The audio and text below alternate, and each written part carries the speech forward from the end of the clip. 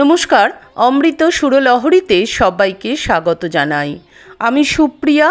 আজ আপনাদেরকে শোনাবো যে এমন কি খাবার যেটি কখনো ঝুটা হয় না, শোকরি হয় না, এঁটো হয় না, যেটাতে কোনো দোষ নেই, যেটা কোনো খাবারে মেশালে সেই খাবারটা শুদ্ধ হয়ে যায়।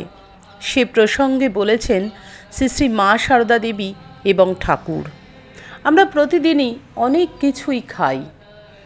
সেই খাবারগুলোর মধ্যে থেকেই আমাদের খুবই জানা একটি খাবার, যেটি খেলে যেটি কখনো অশুদ্ধ হয় না, যেটি কখনো ঝুটা হয় না। চলুন তাহলে শুনে নিই সেই খাবারটি কী খাবার। শ্রী শ্রী মায়ের জনৈক সন্তান কর্তৃক আসাম অঞ্চল হইতে প্রেরিত বিরন চালের ভাপে সিদ্ধ ঘি ভাত তৈয়ার করিয়াছিলেন অন্য একটি সন্তান। মায়ের একজন সন্তান আসাম থেকে বিরন চাল পাঠিয়েছেন এবং সেই বিরন চালের ভাপে সিদ্ধ করেছেন আরেকজন সন্তান। সেই জন্য তিনি অনেক পরিশ্রমে জোগাড় যন্ত্র করেন। মা সেদিন অনেক পরিশ্রম করেছেন। মা তো নিজে হাতেই সব করতেন না, সারাদিনের রান্না বান্না সমস্ত কিছু মা নিজে হাতে করতেন। তো সেই ভাপে চাল সিদ্ধ হয়ে ভাত হবে কি না এই নিয়ে অনেকেরই মধ্যে সন্দেহ ছিল। কিন্তু পরে যখন অতি সুন্দর ভাত প্রস্তুত হইল, তখন সকলেই বিস্মিত হইয়া অজস্র প্রশংসা করিতে লাগিলেন। ভাপে ভাত তৈরি হচ্ছে, এটা সবাই একটুখানি সংশয় ছিল যে হবে কি না, কিন্তু যখন দেখলো খুব সুন্দর ভাত তৈরি হয়েছে তখন সকলেই প্রশংসা করতে লাগলেন। মা অত্যন্ত উল্লসিত বালিকার মতো অধীর আগ্রহে সকলকে ডাকিয়া দেখাইতেছেন। বিরন চাল ভাপেই সুসিদ্ধ হয়। বিরন কথাটা হলো বয়সী র মধ্যাহ্ন, বিরন চাল, এটা ভাপেই সুসিদ্ধ হয় এবং অতি সুস্বাদু। ওই চালে খই হয় চমৎকার। মা বলিতেছেন, দেখো ছেলেরা কেমন সুন্দর অন্ন ভাপে তৈরি করেছে। অতি পবিত্র আর্য অন্ন, অতি পবিত্র আর্য অন্ন। এই বলিয়া বারংবার প্রশংসা করিয়া সহর্ষে ঠাকুরকে ভোগ দিলেন।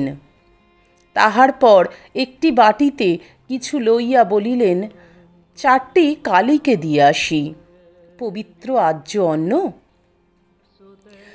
মা এইটা বারবার বলছেন এবং ঠাকুরকে নিজে হাতে ভোগ দিলেন এবং কিছুটা নিয়ে মা বললেন 4টি কালীকে দিয়ে আসি, অতি পবিত্র অন্ন কিনা। মা অতি উল্লসিত হৃদয়ে কালীমামার বাড়ি গিয়া স্বয়ং দিয়া আসিলেন। তাহার পর স্বয়ং পরিবেশন করিয়া খুব পেট ভরিয়া সন্তানদিগকে খাওয়াইলেন। রান্নার সময় ছেলেদের নিজেই জিজ্ঞাসা করিয়া ওই অন্ন কিসের সঙ্গে খাইতে ভালো হইবে জানিয়া লইয়া তদনুসারে ভাজা তরকারি ভালোভাবে করিয়াছিলেন। যে চালের ভাত করেছেন সেই ভাত দিয়ে আর কি তরকারি ভালো লাগতে পারে। সব ভাত দিয়ে তো সব তরকারি ভালো লাগে না, তাই মা ওই ভাত দিয়ে কি তরকারি ভালো লাগতে পারে সেই অনুযায়ী তরকারি তৈরি করেছেন।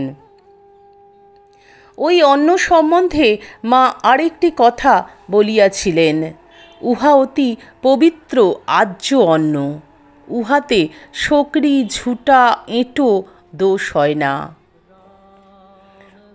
এই অন্নের কথা মা বলছেন যে অতি পবিত্র আর্য অন্ন এটি, এতে কোনো শোকরি ঝুটা এঁটো হয় না। কেন বলছেন মা? কারণ ঘিয়ের তৈরি জিনিস ও ঘি সর্বদাই শুদ্ধ, কখনো অশুদ্ধ হয় না। একদিন দক্ষিণেশ্বরে ঠাকুর এঁটো হাতে ঘিয়ের বাটি ধরিয়াছিলেন দেখিয়া মা বিস্মিত হইয়া জিজ্ঞাসা করেন, কি করলে? ঘি সব ঝুটা হয়ে গেল। ঠাকুর হাসিয়া বলিলেন, ঘি কখনো ঝুটা হয় না। তাহলে আমরা তো প্রতিদিন কত কিছু খাই, কিন্তু আমরা কি জানতাম? আমরা এই কথাটা অনেক সময় বলতে শুনেছি আমাদের বাড়ির বড়দেরকে, যে ঘি কখনো এঁটো পাতে খেতে নেই, ঘি কখনো এঁটো পাতে খেতে নেই। কিন্তু ঘি যে স্বয়ং শুদ্ধ, তা যে কখনো এঁটো হয় না, এ কথা জানতাম না, আমি অন্তত জানতাম না। আমি একটি নতুন জিনিস জানলাম, আমার মনে হয় আপনারাও জানলেন, যে ঠাকুরও বললেন এবং মাও বললেন যে ঘি সর্বদাই শুদ্ধ, ঘি যাতে পড়ে সেটাই শুদ্ধ হয়ে যায়, ঘি কখনো অশুদ্ধ হয় না। আর এঁটো হাতে ঠাকুর ধরলেন, তাতেও ওটি অশুদ্ধ হলো না, কারণ ওটি সর্বদাই শুদ্ধ। তাহলে আমরা আমাদের ঘরের একটি জিনিসের কথা আজকে জানলাম, তাই না? ঠাকুর মায়ের কথা থেকে, ঠাকুর মায়ের জীবন থেকে আমরা অনেক কিছু কিন্তু শিখছি। নেওয়াটা না নেওয়াটা আমাদের ব্যাপার, কিন্তু তাঁরা যা বলে গেছেন আজকের দিনেও কিন্তু সেই কথাগুলি আমাদের সংসারের প্রতিটি কাজে, প্রতিটি কর্মে সেগুলো প্রয়োজন। আমরা নিতে যদি আমরা পারি, আমরাই উপকৃত হব। আশা করি আপনারাও উপকৃত হলেন, আমিও উপকৃত হলাম। আশা করি ভালো লাগলো। আমার একটা জিনিস হয়েছে, আমি এইভাবে ঠাকুরের কথা পাঠ করতে করতে, মায়ের কথা পাঠ করতে করতে আমার না মানে অনেক কিছু আমি শিখছি, অনেক কিছু। আমার ভেতরে যত সংস্কার ছিল, সেই সংস্কারগুলো যেন আস্তে আস্তে বেরিয়ে যাচ্ছে, আমি নিজে উপলব্ধি করছি। তো সত্যি খুব ভালো লাগছে, এবং আপনাদেরও ভালো লাগছে জেনে আমারও ভীষণ ভালো লাগছে। আজকের আলোচনাও যদি আপনাদের ভালো লাগে, আপনারা যদি উপকৃত হন, অবশ্যই একটা লাইক দেবেন, কমেন্ট করবেন, বন্ধুদের মধ্যে শেয়ার করবেন, তাহলে যারা জানে না তারাও জানতে পারবেন। ঠাকুর মায়ের কৃপায় আপনারা সকলে খুব ভালো থাকুন, সুস্থ থাকুন, সকলের মঙ্গল হোক, সকলের ভালো হোক। ঠাকুর মায়ের চরণে আভূমি লুণ্ঠিত প্রণাম জানিয়ে আজকের ভিডিও এখানেই শেষ করছি। আবার আপনাদের সঙ্গে দেখা হবে আগামী ভিডিওতে। হরি ওম তৎসৎ। শ্রী রামকৃষ্ণ অর্পণমস্তু। জয় মা শারদেশ্বরী, জয় তু স্বামীজি মহারাজ।